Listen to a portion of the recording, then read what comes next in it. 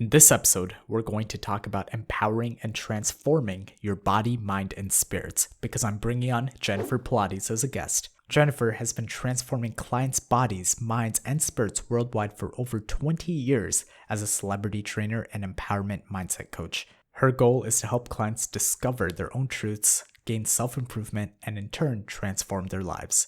I really enjoyed this episode with Jennifer, and we actually have a meditation session within this episode. I hope you enjoy. Introducing celebrity trainer and empowerment mindset coach, Jennifer Pilates.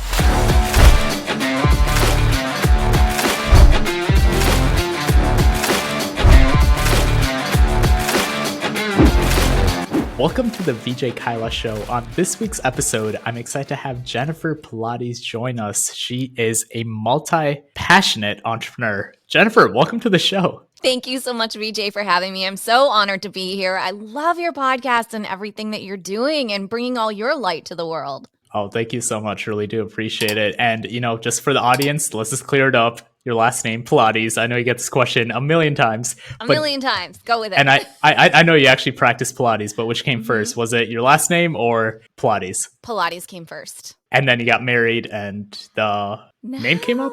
No? That's quite an assumption, VJ. Oh. No. No. So how this started is that it became a branded name. So for years and years and years, that's all people called me. It was either Pilates girl or Pilates or this, that. And I had a business name. And so one day I looked at my clients and I go, who do you tell people? Like, where do you tell them you go do Pilates? And they're like, oh, with Jennifer. And one day a client brought in a sign and it said Jennifer Pilates. And so for years, that's all I was known as. And then honestly, speaking of entrepreneurship, it became a legality issue down the road from my legal last name to the business. And so I really sat with it and I talked with some people for a while and I thought, okay, you know what? The easiest way to fix all of this is to adjust my last name because that's all people knew me as anyways. And so that's how that happened. Wow. Okay. That is a really interesting story because the legal issues, you decide to change it. Well, I want to hear more about your story. So how did you get into the space? You've been doing Pilates for a few decades now, you said, right? Like 20 years? Yeah. It's actually going to be 23 or 24 this year. So Wow. It's been a long time. Yeah. I was in a traumatic car accident back in 1997. And meanwhile, I had been climbing the corporate ladder. Like that was my world, being in the senior living industry and just wanting to climb, run every place I could, market every place. And I was doing that. And I was incredibly unhappy. I started the industry in one capacity and was super loving being an advocate for residents and seniors and their families, love the marketing aspect, love showing up and serving. And what I didn't realize was the moment that capacity changed and I was being elevated into higher positions, it became really, all about the bottom line and numbers. And that wasn't who I was. And so I would cry my eyes out in my office, calling my mentor who I'd worked with since I was 15 in the industry, like, what am I supposed to do? This is terrible. I don't want to be here. And she's like, it's just get through this. Like you get through this and you get what you want, which was I was, going to have the positions that I wanted. It would have been different. So one day I was driving home, 6 lanes, yes, of cars. And I looked up behind me and there was a car barreling like super fast towards me and hit me. I ping-ponged between 2 cars. There was nowhere to go, right? Because there were 6 lanes of traffic. And it literally in that moment, my whole life was changed. Everything changed. The beauty and the blessing is that here I was in Boulder, Colorado, the mecca of alternative holistic care, which I knew of, but I didn't know a lot about, nor had I experienced it. Coming from Cape Cod, it wasn't, past massage. Now I'm into cranial sacral, I'm into acupuncture, acupressure, all of this, chiropractic care. I was seeing doctors 7-8 hours a day. We were reworking with my mind, my words, my thoughts. Nothing was adding up. I was in pain. And that is how I was introduced to Pilates. And my world changed. Wow, that is an incredible story. It's so glad to see that you survived. And so after the accident, you did rehab, and tell us about how you got the introduction. I mean, I'm having a hard time connecting the dots. So during my rehab, nothing was working, right? They're throwing meds at me. They're suggesting I smoke marijuana, which is a true story. I was in Boulder, Colorado. Colorado. I mean, it is what it is. And all of a sudden a chiropractor said, "Hey, I have this friend. She specializes in rehabilitative care. You should check her out." And I did. And she was the Pilates instructor. And so I worked with her for a year to 2 years. And into that, the settlement from the car accident came through. And it was literally the exact amount of money you would need to go to Pilates school. And at that time, so much had transitioned with my corporate world that I had that time available to me at that point to be able to turn around. And I didn't think twice about it. And I went to school for it. Wow. So let's talk a little bit more about this. So you went to Pilates school. What did you learn? And what, I guess, advice do you give for someone who's considering going to Pilates school? If you are considering it, I always look at anything I do in my life, I want to do all the way and I want to do the best. I don't want to, half it by any means. So I would suggest looking into the Pilates school in Boulder. If that is available for you, that is where it's considered the Harvard of all Pilates schools. And that's where I went. The education that you come away from with that school, it's nothing short of being a physical therapist, except for you're walking away with a Pilates certification versus a physical therapy certification. Wow. Okay. So they're helping, healing people. And through this so I'm very ignorant to the Pilates space. So I know it's a exercise, physical exercise, but let's talk about the mindset of it and what you learn from a spiritual side, or is that not connected? Because I know that's also your background. Right. It's completely connected. And that's how I got introduced to mindset and the body mind connection. And that's what Pilates is all about. Through the breath work, through connecting your mind and your body, you're going so deep that you are working on a subconscious level. And how many workouts do you go to where you're on a subconscious level? I can't Not think too of many. not too many, right? And so it's truly such a spiritual, awakening, amazing practice. And what I love is that your body just remembers it. So even if you're only starting and you're doing a little bit or, you're working through, it starts from your core ultimately and then works outward so that you're realigning everything along the way. So any ailments that you have are going to be realigned through that, through the breath work, through the cellular work. While we're doing this is where your mindset comes in because you're quiet, you're in that moment, you're with your body, and that body mind connection is so amazing and so strong. Okay. So could we walk through an example as someone who's never done Pilates? Let's talk about the physical activity and how we can get to a subconscious level, or like how does this all work? Yeah. So Pilates has various options, right? You have on-demand Pilates workouts, you have in-person, you have equipment, you have no equipment.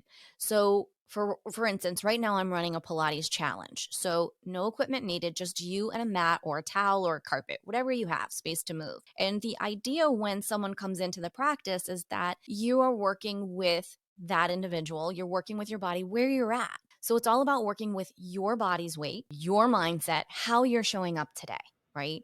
And through the breath work and through tuning in with your mind body, which is through the breath work. And so it's not like I go, okay, please relax. And I'm bringing you to a subconscious level. Like it's not that. Like it's like people like they show up to my class and they're like, what? We didn't expect this incredible playlist. We didn't expect, like, we thought we were going to be like zoning out. And I'm like, oh no, like you're going to be working. But when I get you into that space where you are using your breath work and you're focused on your body, that's the deepness. You don't even realize how interconnected it all is. That's incredible. So I know I've been practicing meditation for at least a few years, not consistently. I need to work on the consistency, but how is this similar or different than meditation? So, meditation is a pretty broad word, right? And so, the first thing people think of is laying down and almost like sleeping, right? And so, that could be a form of meditation, right? Walking is a form of meditation. So, with Pilates, would I call it meditative in the sense that I believe when you set your intention, that's what you receive back. So if you want to go into your Pilates practice and say, I've got so much going on today, this must be my workout, this must be my meditation, my meditative session, this must be everything, you can go there with it because you're in the moment with your body. It allows you that opportunity, right? You're very focused. It's hard to be in a Pilates session and be thinking about everything else going on in the world. Is it possible to do a mini Pilates session over this interview right now? God, are you serious? Yeah, let's do it. I mean, as long as I don't have to do anything physical, just Well, kind it of is get. physical. Oh, it is. Okay. Physical. I'm like, Wait, what? Now, we could do this though. So I'll tell you what. Here's what we could do. So yes, it's very physical. Like this is what professional athletes are doing. This is professional dancers. This is anyone that needs rehabilitative care. That's totally my specialty on top of everything else. Like this is physical. So what I will say though, what we could do if you wanted to is during some sessions, not all, there is a mini little true meditative session at the end. And if you wanted to do that, we could try to do that. And so people could just sit where they are and just listen, and it would be like a true meditative session. Like that we could do, but not a full-on workout. Perfect. No, I would love to do that. Something, just a few minutes just to get people kind of understanding what this is about. Yeah. So this will be the meditative aspect of it. And so we were talking about technical fun times that you and I have. So I'm going to even set the mood. If it will work, we shall see. You can tell me if you can hear this. You should be able to hear it. Can you hear that? Yeah, I can. Is it suitable hearing or not? Could we turn up the volume a little? I'm trying to get closer. I'm trying to make it all work for you.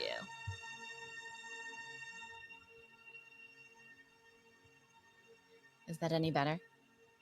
It's a lot better. Okay. So you're getting the vibe, right? Yeah. Okay. All right. So you hear that. So now I would ask anyone listening, including yourself, just to get comfortable in the chair that you're in. And then close your eyes. Let your palms rest on your hands facing upwards. And then I want you to take an inhale through your nose and exhale through your mouth. And again, inhale through your nose and exhale through your mouth. And I want you to stay with that breath. And on the next inhale, I want you to notice how your shoulders lift. And then as you exhale, I want you to notice how they release. And I want you to continue with that breath and just listen to my voice as I walk you through this relaxation. I want you to begin to feel your body very heavy from your head to your seat. Feel your shoulders relaxed. Feel your arms relaxed. Your hands. Notice your abdominals, your rib cage very relaxed. Your thighs, your knees. All of your legs down to your ankles and to your feet, relaxed. Take a big inhale and a big exhale. Feel that relaxation flowing over your body from head to toe.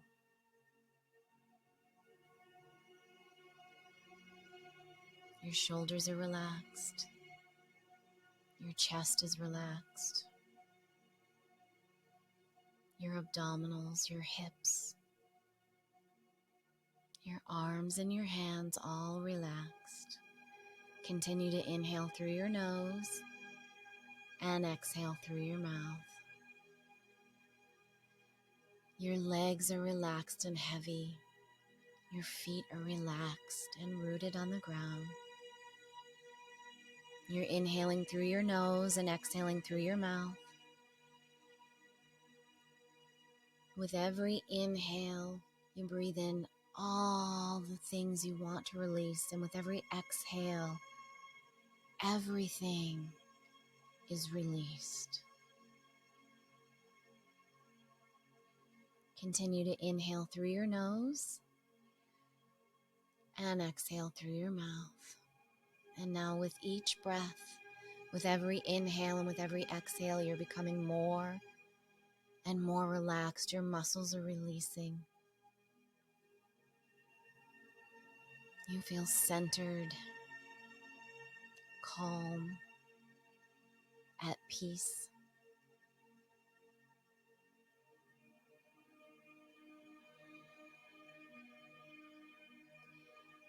Take another big inhale and exhale, and feel the weight of your body. Your shoulders released, your arms, your hands relaxed. Your hips, your legs, your feet relaxed. Inhale through your nose and exhale through your mouth.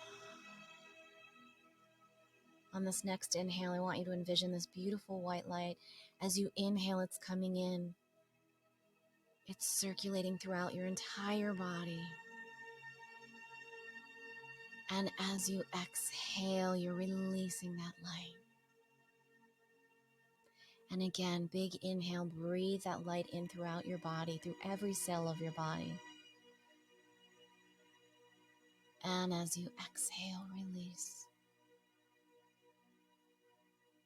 And last time, inhale, breathe the light into every cell, every area of your body, healing and nourishing. And as you exhale, you're feeling peaceful. You're feeling light and relaxed.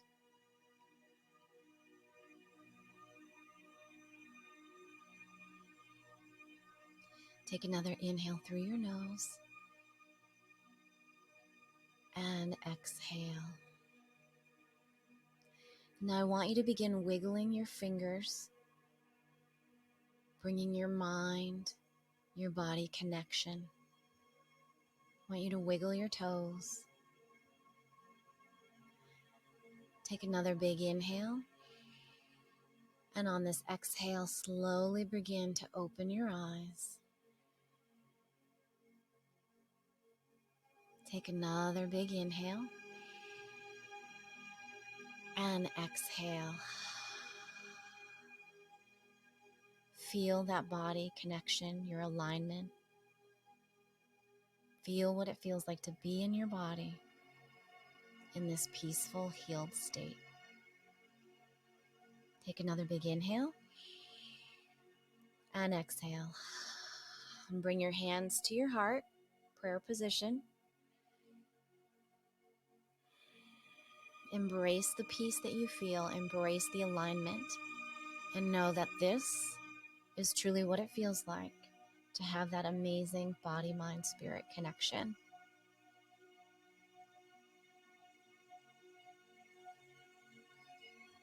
Wow, that was incredible. Thank you so much, Jennifer.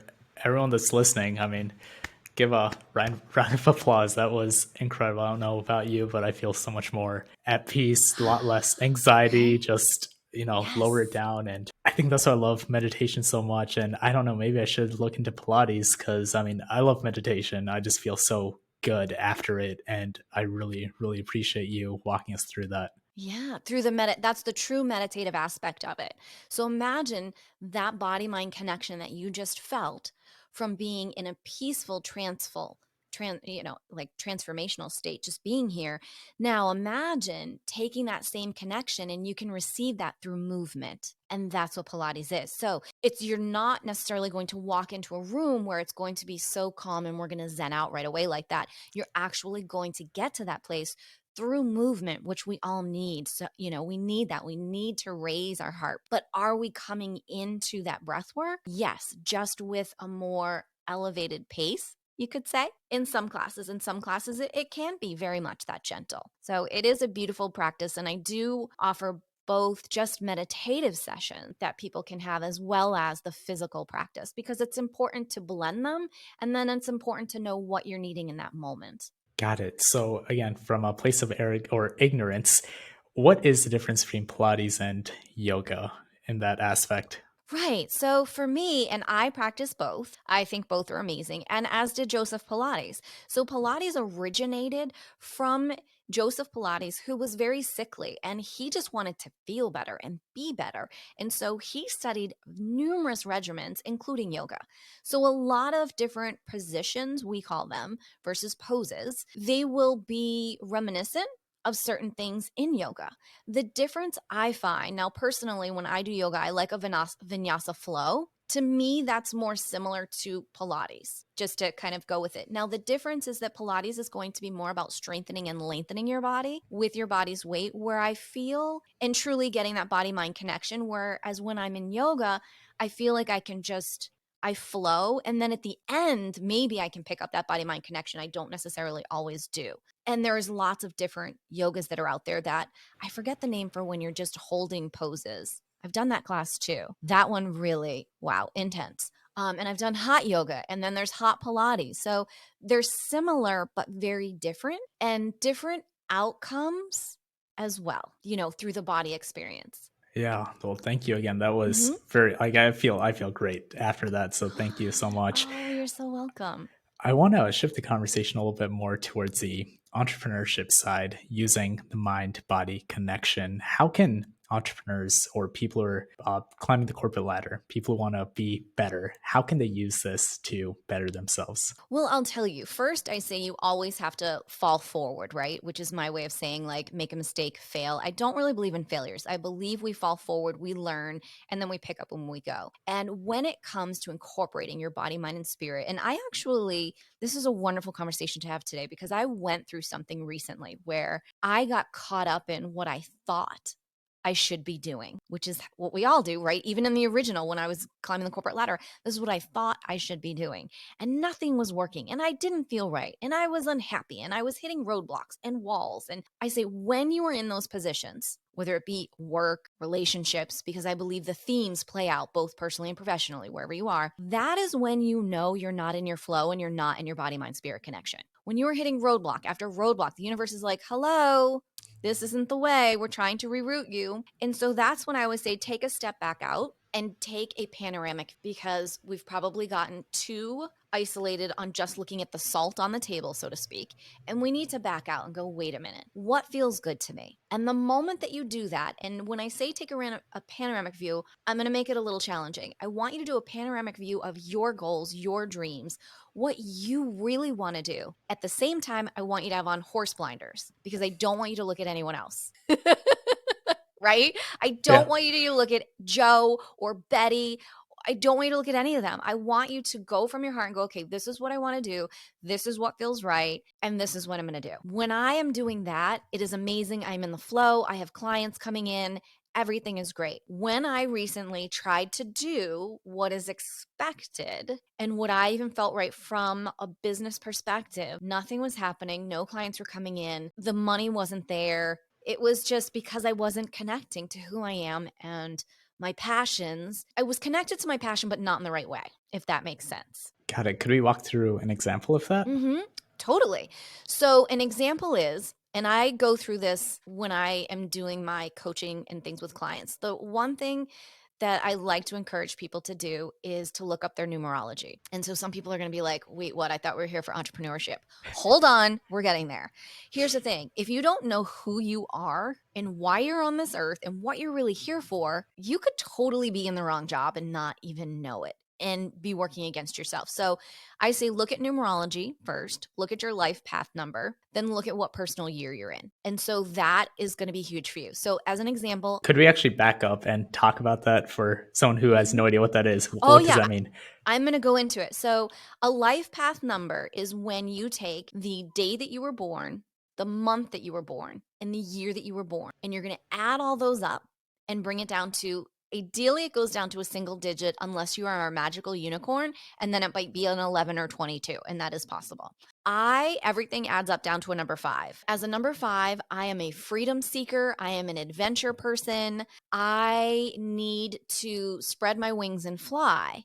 Now, the flip side to being a number 5 is that I have to overcome a lot of fears. I need to get over a lot of insecurities while I'm here. So for every adventure, right, there's a fear. I want to go travel the world, but God, I hate getting into planes. I fear planes, right? So there's that yin yang with it. So I've got that going on. Now you take this adventure spirit And I always say, like, I need to be rooted with wings. So I need to be in the right environment. And this is like, now we're really going to go down a rabbit hole. If you're not in the right environment for you, you won't be successful in work or in your relationships. So that's also like, if you love the ocean and you're living in the desert, we need to reevaluate our life and how we can make it better work for us, whether it's part time or full time.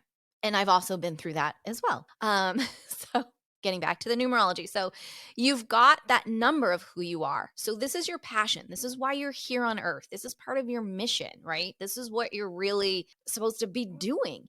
Now there's the personal year number, and that goes 1 through 9. So that is taking the month and the day that you were born and adding that to the current year. Okay. Now, when I do that, I am now, thank Jesus, in my number 1 year. Every year brings a different theme to your party. It is imperative to know what year you are in. For example, last year, I was in a number 9 year. That is not necessarily the year to be starting huge new projects, new businesses, launching things. Like, it's not. This is a year of clearing out and making space for everything that you're going to be doing in your number 1 year, which is where I'm at now. So I would make lists of all the things I was going to be doing this year, and I would be doing all the prep work for it so that I was in my flow. So that's the example of how important it is to know yourself and to know what year you're in, because you don't want to be opening up a new business necessarily in a year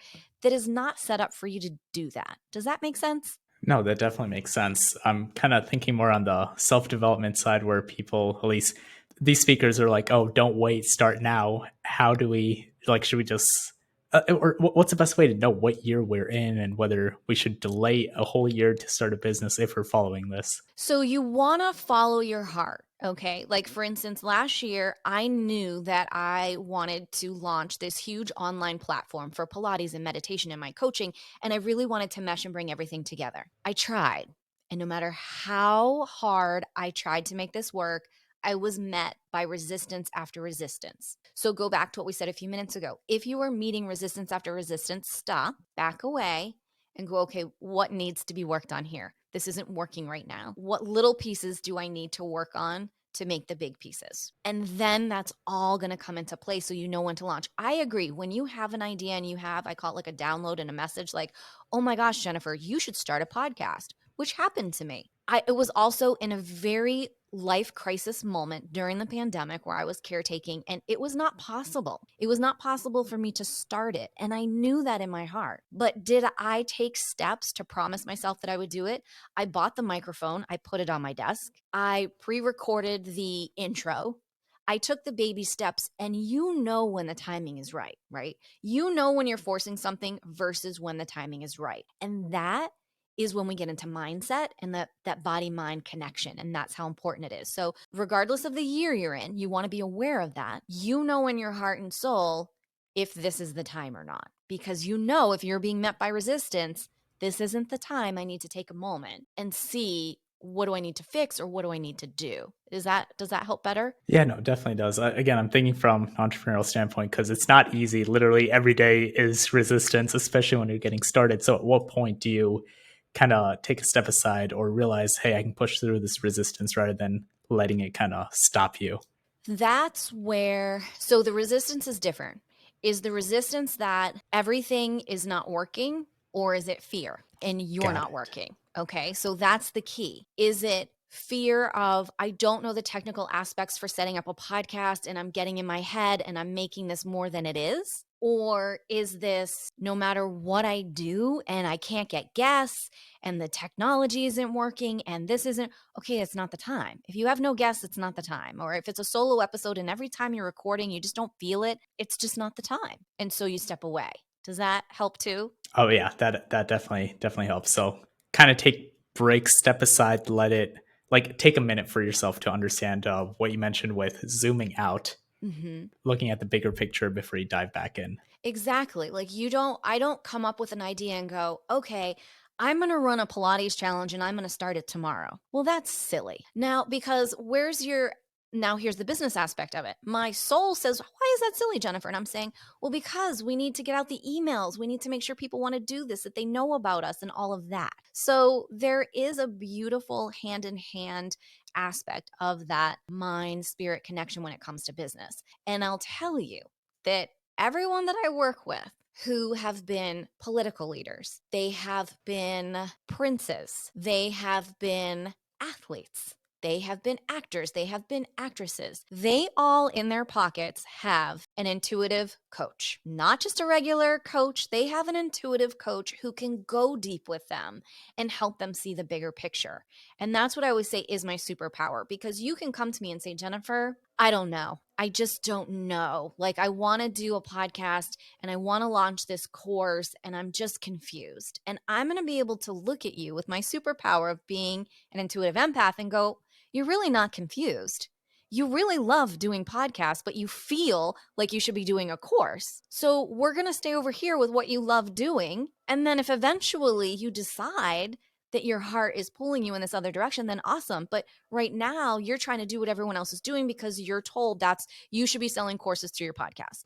But that's not really what your heart wants. And so I can really get to the nitty-gritty within about 15 minutes with someone versus a coach is going to, well, let's just sit, someone else will just take forever and hours. And while sometimes maybe that can be a good experience for you, myself included, and most business people that I work with, they want to come in, they want to get answers, and they want to take action. And that's what I help people do. That's an incredible superpower. I want to learn more about that. How did you discover you had it? And I love the fact you're able to use it to help people. I know, me too. Isn't it amazing? So I've actually had it all my life. I didn't necessarily know what it was or what to call it at that time. And it really was propelled through my Pilates. Pilates really took that deeper into me and helped develop being an intuitive empath. So there are, I used to say it's a blessing and a curse. And now I've just learned to be like, it's such a huge blessing. I just know things. I can't always explain them, but I know things. And if I'm able to help you, I want to do that. And I don't want you to have to struggle if you don't have to. And I would assume someone would not want the same for me, right? And especially even if I've already been through it, then I definitely don't want you to struggle through something.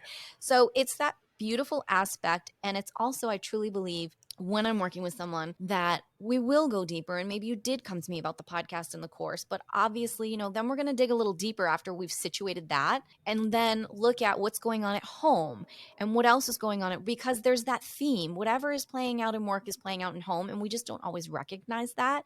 And I always say, once you're able to tackle whatever that one issue is, boom, it's now the ripple effect throughout all areas of your life. And once you are working on yourself and healing, you are healing everyone around you, and the environments and the people will begin to change around you. You don't have to fix everybody else. It's just going inward and working on you. And that can change your environment at home, that your work environment, that can change everything, your productivity. It's amazing. So it's about working on yourself to kind of change your world, right? It's very difficult to change someone else or the world. It's the easiest to change yourself, right? Change yourself, right? Like if you are not happy, change your environment. Like what is going on in your environment that you are not happy about? And then you work on you. And then everything around you, people, places, things, whatever is now in alignment with where you've brought yourself to will stay. Whatever is not will now magically begin to leave your life, which is so much easier, right? Than how we're brought up to believe like we should be fighting for everything and struggling and hustling. And it's the exact opposite of what we've always been taught. Yeah, it's really interesting, right? Everyone's like, oh, always keep pushing yourself. But in reality, you just need to take a step back, see what you really want, and focus on that. Do you have a piece of advice for someone that's listening about mindset, how to develop a better mindset? Well, I would say start listening to yourself. And really, do you like what you hear? Do you like what you're saying to yourself? And then I want you to pull out a picture of you as a child. And I want you to look at that picture and listen to how you're talking, because that's how you're talking to that child. And is that how you would talk to that child? And that is a super powerful practice to do. And I would say take that picture and put it in your bathroom so that you see, or put it on your office, put it on your computer, so you remember to look at that child and live from that place. Live from that place that anything is possible. Live from that place of what you want, whatever passion and desire has been put in your heart, it's there for a reason. You can have that. and come from the childlike place of awe and anything is possible mixed with, I know I can do this. Wow, that was probably one of the best pieces of advice I've ever heard. I think it's a practice which I definitely need to start Yeah. doing. I mean, a lot of people are so hard on themselves, right? Because they have such a narrow view about what's happening in their current life rather than zooming out, looking at the 5, 10 year picture. They're looking at, oh my gosh, this week was terrible, right? Right. And now when you zoom out to your childhood, that just changes everything. And Everything. it's almost like, people reach out on Instagram, like high schoolers are asking for advice on starting a business. And I love being that mentor, but at the same time, it's like you'd never want to discourage someone. You want to Mm-hmm. be encouraging them, but now you're doing it to yourself at an even younger age. And I find that to be fascinating. It's definitely a practice I think I'm going to start doing. So thank you so much for sharing that with me and our audience. Yeah, you're Jennifer, so welcome. of course, I have another just a few more questions. What is your favorite book that you think would resonate with the audience? Ooh, oh my gosh, because I'm reading I don't know about you, VJ, but I read every guest book before they come on my show. So, gosh, a favorite. I'll become my favorite. Hold on, let me look over. Well, let's talk about your book. You have a Oh, book? my book. I do. Yeah. Like, that should have been like the logical answer, but I'm like, but see, I'm all here to serve. Yes, I do have a book that actually came out. Thank you for reminding me. See how selfless I am? Like, I'm I just love like, it. I just want to honor everyone. I do have a book that came out this year that I am so proud and so amazed with. It's called The Change, and it's all about learning how to bring self empowerment back into yourself. And I was able to co-author with Les Brown and Jim Britt and Jim Lutz, who, if anyone Googles them, like, they're amazing as far as personal development goes. One of them was even Tony Robbins' coach. So, I mean, I have goosebumps even talking about them. It's been an honor to work with them, be coached with them. And it was such an experience. And so in total, there's 19 authors who bring their life experiences together about how we can help other people empower themselves, which I'm all about every day. And so there's do you want to hear the story behind this? Yes. Okay. So I've not shared this on podcast All right. yet. I'm honored. Okay, so when I was writing, I had just been displaced from Hurricane Ian. So I was on month 3 in a hotel, which it ended up being about 4.5 months in total, without a home, not knowing anything, trying to keep my head above water, right? Like, just Literally. literally just in trauma mode and shock, whatever you want to call it, PTSD, the whole 9 yards. And I knew I had this chapter to write, and it was on my to-do list every day. But let's be clear, it was kind of the last thing on my mind. And Jim were so great to me. They would call, they would check in, they would be like, and they would push me, right? They would show up in those moments. That's what good coaches do. They show up no matter what. And finally, Jim knew. And so he sent me a message and he's like, I need it now.